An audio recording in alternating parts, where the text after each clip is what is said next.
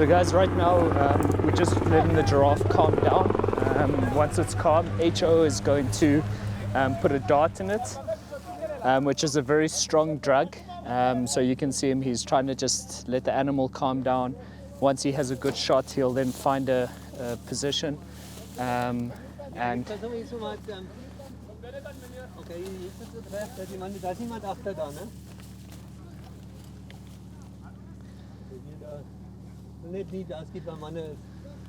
okay, so obviously he just has to wait for the giraffe to get into a good position, and then he'll take a shot once it's ready, and then the drug will take effect, and once it takes effect, and there goes, darts in. What we're waiting for is we're waiting for the drug to take effect. The giraffe will start getting a bit dizzy, it'll start losing its footing. And once that drug starts taking an effect and it starts like limping, Julian and Ramonzo are going to go into the boma and are going to rope its legs and sort of trip it up so it falls down. And when in all the times that we've done this, the fall is actually very gentle. We just hold it.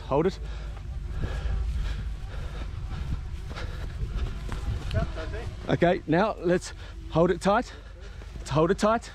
Okay, let it go. I'll come with you, Ramonzo. Okay, hold it. Yeah, just hold on. Just hold it. Let it go. Not tight. Let's let it go.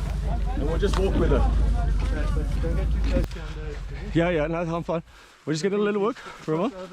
Wait.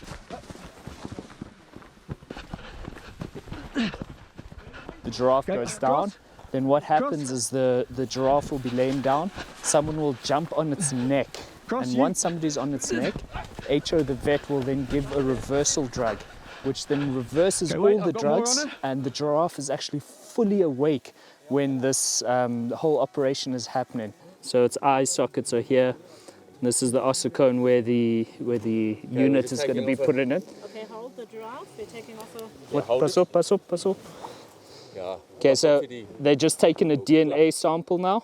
So a little piece of the skin is cut out of the ear, and with that they use that for genetics, sort of a broader study throughout Namibia and throughout Africa. Because somebody's sitting on the neck, they can't get up. Then they're going to start the process of putting the satellite GPS collar on it, and then just checking the overall health of the giraffe. And here you can see the soft lips of the giraffe and the teeth. And it's this really soft fur. So now the first guy is getting off the giraffe. There's one guy left on the neck. He's going to jump off and then get out of the way, and then the giraffe is going to stand up almost like a horse. Ah, there we go. Beautiful girl. In the boma situation, I use a much lower dose than I would use in the field. Yep.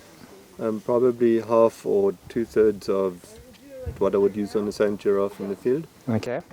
It's because in the boma, it doesn't matter if it takes 10 minutes for it to take effect. Because it's not running away and we don't have to chase it. You have to keep in good terrain, so we try and get it done by 3 to 5 minutes. You know, Jan Olofs has sort of started the high-dose opioid giraffe capture, but I think Pete Morkel is a guy that probably put in, of all the people I know, the most effort into really fine-tuning techniques on the ground, roping, handling, blindfolding.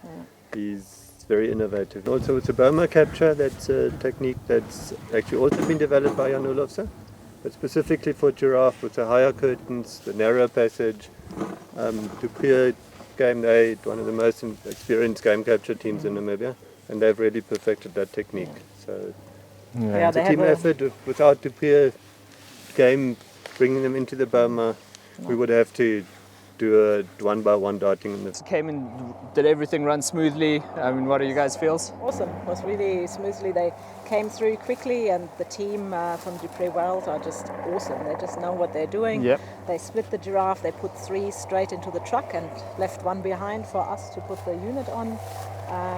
HO, vet supreme, awesome close shot in the boma, and and everything went really, really well. So this is how you hope that things work. Yeah, all went smoothly, and the fitting of the collar and that sort of thing, that all worked. And yeah, I know the giraffe went obviously into the corner. We pulled her out a little bit. She went down. Yeah, I know, but putting it on was really quick and smooth, and it's great having a little team of folks around you who have done it once or twice before.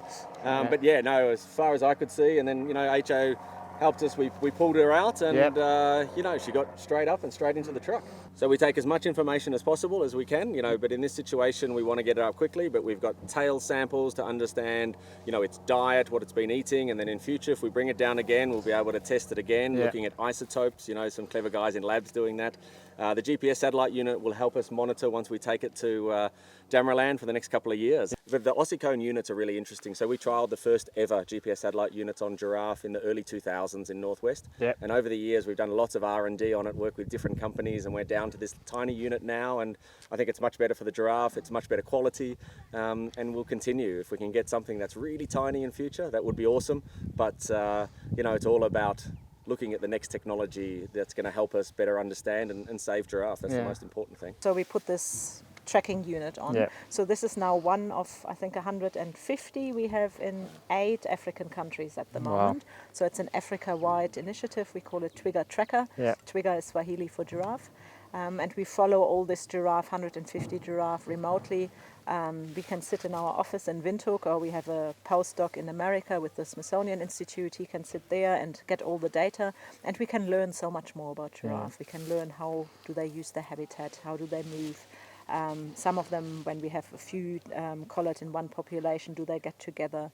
And it just gives us a lot of information that is really important to save giraffe, because there's so little known. We just don't know how much a giraffe moves, how big is their home range, and all these questions.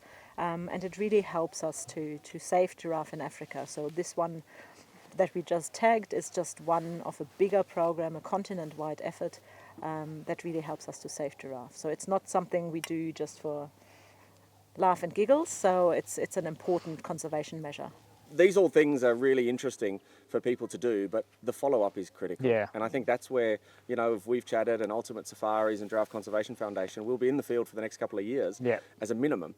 But monitoring them, where they're going, we'll bring more giraffe, and we'll keep monitoring them forevermore. I mean, that's what it's about. It's not a short-term thing, it's a long-term, and the success will, I think, be there, and we'll be able to tell the world that everything's going in the right direction. Today we had guys from the Ministry of Environment, Forestry and Tourism here who'd never done this ever before. Yeah. And we got them, they were the guys sitting on the neck of the giraffe. Yeah. And it's part of a training capacity building. That's what we're about. In future, don't need Giraffe Conservation Foundation if there's governments and other partners across the continent who can do this work. Exactly. So we're happy to be able to support this, skills development. And, the guys on the neck, Bole and Oiva, I mean, they were so excited and listen, and, working together, we can do so much more.